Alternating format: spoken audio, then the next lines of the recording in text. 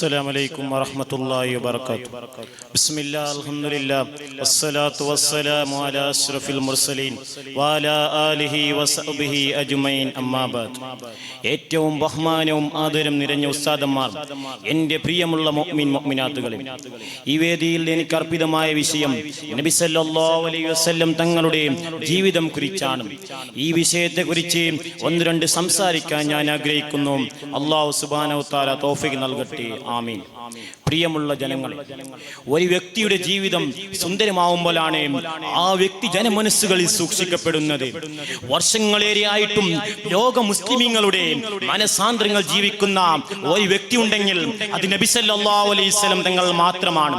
ഇതിന് കാരണം അന്വേഷിക്കുമ്പോൾ വ്യക്തമാകുന്നത് നബി സല്ലല്ലാഹു അലൈഹി വസല്ലം തങ്ങളുടെ ജീവിതം സമ്പുഷ്ടമായത് കൊണ്ടാണ്.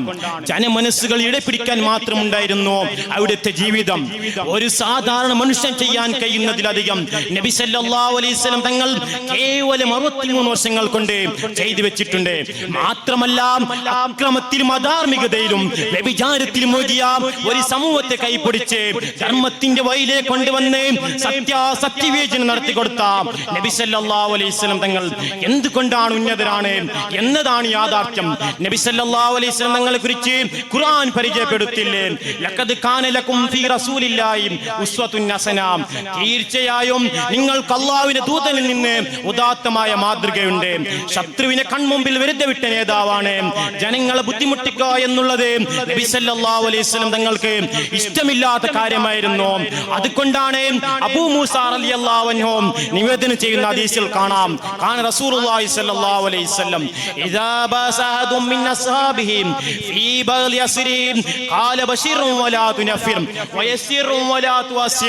നബി സല്ലല്ലാഹു അലൈഹി വസല്ലം തങ്ങൾ അവിടുത്തെ ഭരണകാര്യങ്ങളിൽ തന്റെ അനുയായികളിൽ നിന്ന് ആരെങ്കിലും നിയോഗിക്കുകയാണെങ്കിൽ അവരോട് ജനങ്ങളെ സന്തോഷിപ്പിക്കുക, അവരെ വെറുപ്പിക്കരുത്, അവരോട് ലാഘവത്വം കാണിക്കുക, കഠിനമായ രൂപത്തിൽ അവരോട് പെരുമാറരുത് എന്ന് പറയുമായിരുന്നു.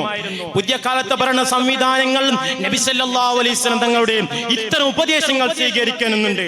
എന്ത് സുന്ദരമാണ് അവിടുത്തെ ഭരണം. പട്ടിണിയില്ല, പരിഭവമില്ല, എല്ലാം സുലഭമാണ്. ആരെയും വെറുതെ ആക്രമിക്കുന്നില്ല, നിരപരാധികൾക്ക് ജയിലുകളില്ല, എല്ലാം സന്തോഷ സാഹചര്യത്തിലാണ്. നാം സന്തോഷിക്കണം, അഭിമാനിക്കണം. നാം നബി സല്ലല്ലാഹു അലൈഹി വസല്ലം തങ്ങളുടെ അനുയായിയാണ്.